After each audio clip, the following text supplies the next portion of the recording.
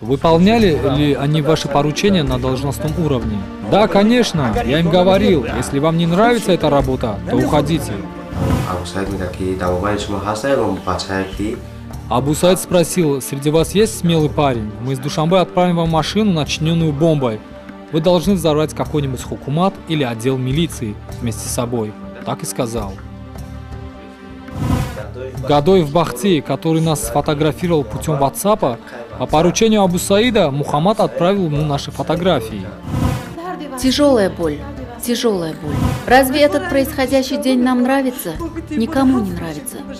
Мы как 7 дней его потеряли, не можем найти.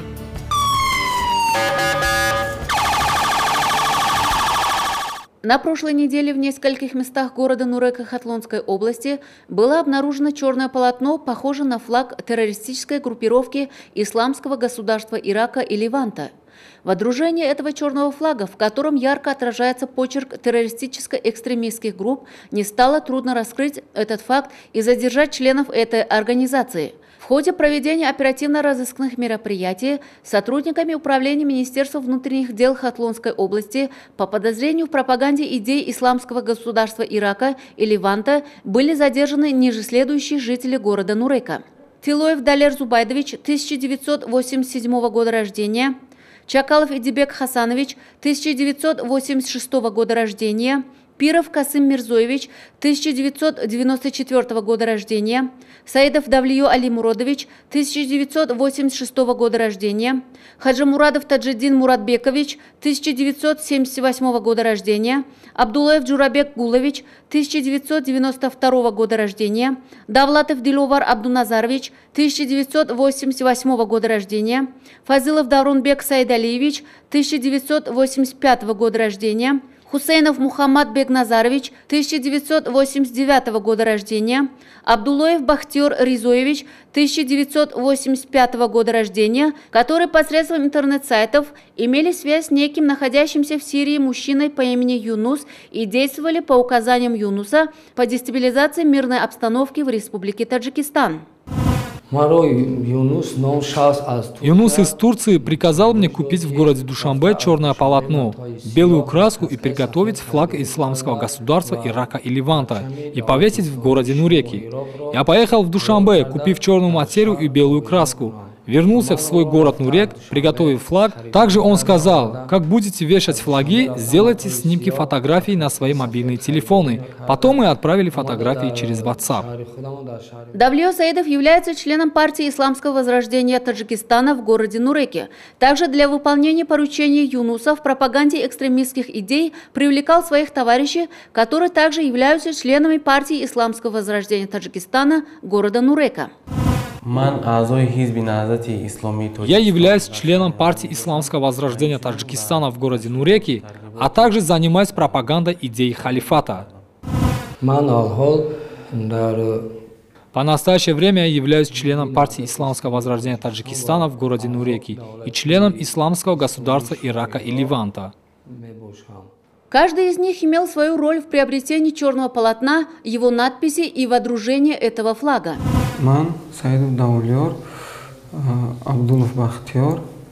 Я, Саидов Давлио, Абдулаев Бахтиор, Фазилов Даврон, сообща 10 числа купили черное полотно.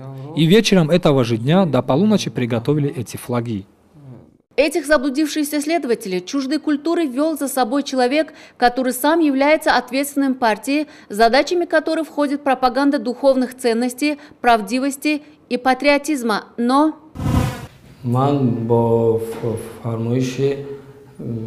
я по указанию Дамлы Курбана, председателя партии Исламского возрождения в Нуреке, вступили в группу Исламского государства и по их поручению выполняли указания. Глава ячейки партии Исламского возрождения Таджикистана в городе Нуреке Маннонов Курбон, 1942 года рождения, житель города Нурека, работал в обществе как ответственный политической партии, вместо того, чтобы выполнять свой политический долг в деле процветания и созидания общества, напротив, занимался пропагандой экстремистских идей. Выполняли ли они ваши поручения на должностном уровне? Да, конечно. Я им говорил, если вам не нравится эта работа, то уходите. Своими преступными деяниями эти заблудившие лица хотели создать халифат на территории Республики Таджикистан. В стране, в которой 99% составляют мусульмане, без препятствий функционируют мечети и исламский институт. Какая речь может идти о халифате? Эти лица по безграмотности сами не знают, что. Он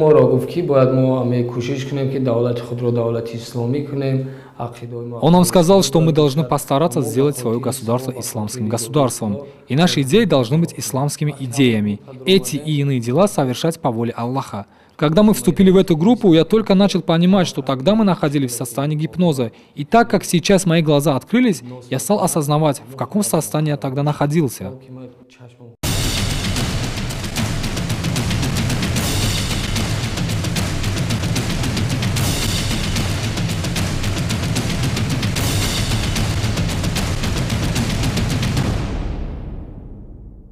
Подобный случай установления черного флага показывает нечистые намерения экстремистов, который был выявлен сотрудниками отдела Министерства внутренних дел Шахритусского района. По данному факту были задержаны 8 жителей данного района. Йофтаков Нигматулло, 1989 года рождения, Шафиев Имомиддин, 1997 года рождения, Шейхмуродов Фаридун, 1997 года рождения, Умаров Абубакр, 1995 года рождения, Хайтов Умеджон, 1997 года рождения, Худойбердиев Рамазонбек, 1995 года рождения, Гадоев Бахтило, 1995 года рождения, Тошев Худойбахш, 1997 года рождения. Также в этом районе связь несовершеннолетнего Абдулоева Махмадали Худойназаровича 2000 года рождения с активным членом Исламского государства Ирака и Леванта по имени Абдусаид подвергла к установлению черного полотна, который также был задержан правоохранительными органами. Я знаком с молодым человеком, который находится в исламском государстве. И он сказал, что хочет совершить джихад. Он должен дать нам задание, которое мы должны выполнить. Я сказал, что мне такая работа не нужна. После Мухаммад прочитал Амри Маруф, сильно привлек мое внимание к себе. Я согласился. В ночь 8:30 пришел Махмад Али. Затем взял черное полотно и белую краску. Мухаммад, смотря на бумагу, стал писать арабские буквы. Примерно в 21:30 ночи Гадоев Бахтер сфотографировал нас. А Мухаммад путем WhatsApp по поручению Абу Саида отправил ему наши фотоснимки. Худойбердиев Рамазон и Абдулоев Махмад Али, держа флаг с двух сторон, поднялись на диван. Я, Умед и Абу Бакр сели под флаг. Затем Гадоев Бахтило с телефона Махмад Али сфотографировал нас и отдал Махмад Али, который отправил снимки Абу Саиду. Он сказал: «Брат, флаг готов, чуть позже где-нибудь его повесим». Так мы подняли Рамазона. Затем Рамазон повесил флаг, и мы ушли. Махмад Али Абдулаев и его тесная связь с Абдусаидом, с человеком, которым месяц ранее его покорные, по его поручению, намеревались взорвать несколько зданий органов милиции, которые были предотвращены и в этот раз хотели совершить дурные поступки. Абдусаид через Махмад Али по прозвищу Али не только вывесили черное полотно с надписью в центре Шахритусского района, но и также намеревался подготовить из числа молодежи несколько самоубийц, но, к счастью, это не произошло. Он позвонил, встретились и сказал, что нужен один отважный человек, который должен взорвать отдел милиции Шахритусского района.